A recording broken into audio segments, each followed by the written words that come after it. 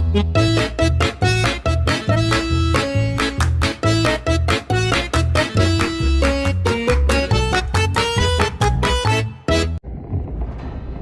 adlaw sa tanan, daghang salamat sa inyong pag-like, follow and share sa atong mga previous mga video. Inaot aduna mo yung mga nakutog nga gamay nga mga illegal nga mga pagtulutan. Karon atong isgutan unsay mga tips kung palita og sakyanan nga kanang tawag sakyanan. Usahay mo gud simple nga naay mga problema na atong mahiaguman tungod kay wala ta nagpagtanok-ituki, wala ta nag-inquire kung sa status sa sakyanan nga atong palit. Una, siyempre, kung mapalit yung sakyanan, number 1 nga tip, dapat na kay kwarta. Siyempre, no? Ikaw, legal nga aspito attorney, ano sa may mga tips kung mapalit yung sakyanan nga sakyanan? Una na ko nga tip yun, isip ko sa kaabogado, advice ko ninyo, kung mapalit mo sakyanan nga sakyanan, natawan nyo ang certificate of registration. UR o CR. Tawag nyo, registrado ba? Dahil sa UR, tawag ninyo o kitsa ang ngalan sa UR o CR. So, kasagaran, dapat nga mas pabor nga ang nagbaligya mo ay nakangalan sa CR o sa UR. Ato na, what if dito sale rin ang gigunitan ang UR o CR nakangalan pa sa lain dayon naasay dito sale dayon iyang ibaligya na ko latawan ninyo kung ang dito sale notaryado ba kaya naman ko uban na dito sale lagi kunuhay pero puro para dito sale dili notaryado o notary public dili na nimo ma-transfer sa imong ngalan kaya kinahanglan price mo siya dili na sa ma-transfer ako na what if ang dokumento yung gunitan kasabutan ba sa barangay, hindi baligyan niya ng motor, sakyanan o sakyanan ba ka ng sakyanan o yung napalit, hindi baligyan na ako ang yung gunitan niya, proof, matagiyas siya kasabutan ba sa barangay, pwede ba na ito akong tubag is dili yun kung imong purpose magpa-transfer sa risko sa imong ngalan tungod kay dili na dawaton dito sa LTO kinahanglan notarize mas pabor kung dyan mo abogado magpanotaryo ng sale o sakyanan. So una nimo nga tip natawo nimo ang certificate of registration. Makita po nimo sa certificate of registration kung nakaprinda ba ang sakyanan.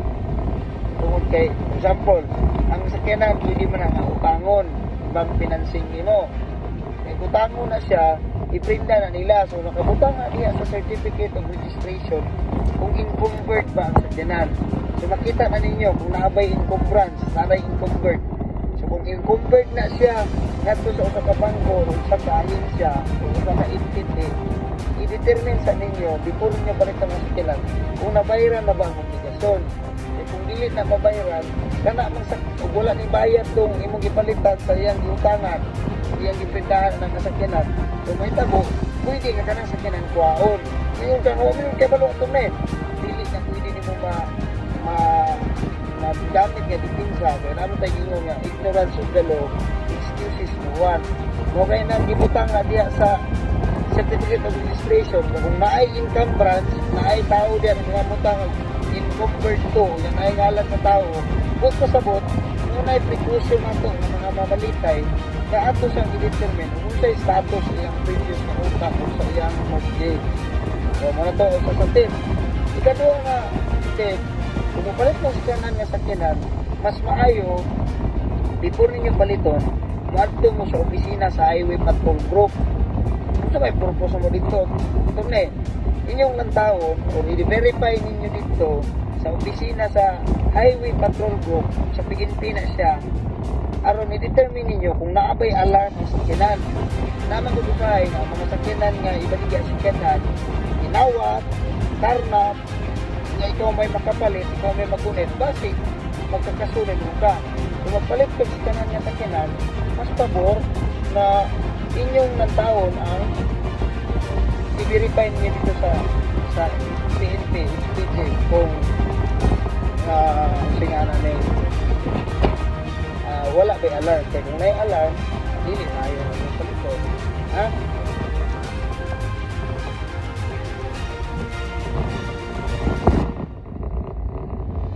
ikaduha dito ikaduha nga tip sa mupalit mong sakyanan. Ikaduha nga tip, inyong i-check ang sakyanan or ipa-check niyo ang sakyanan sa mekaniko. Tungod kay usahay kung mupalit ang sakyanan, mga tagabalong na yung mga daot sa ilalom.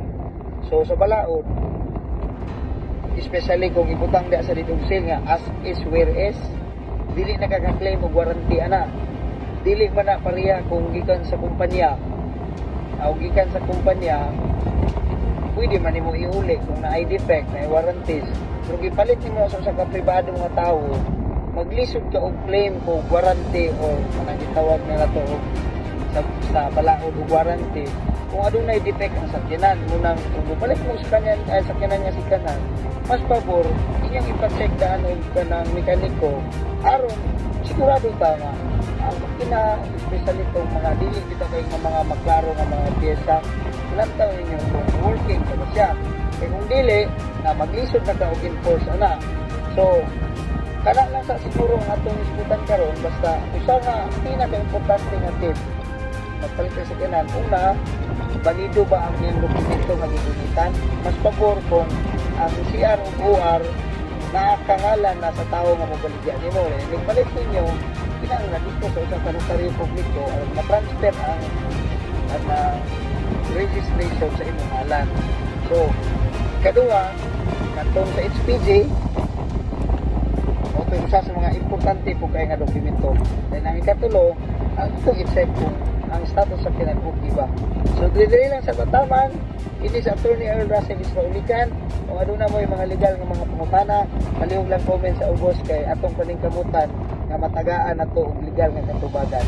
Daghang salamat. Please like, follow, and share. God bless us all.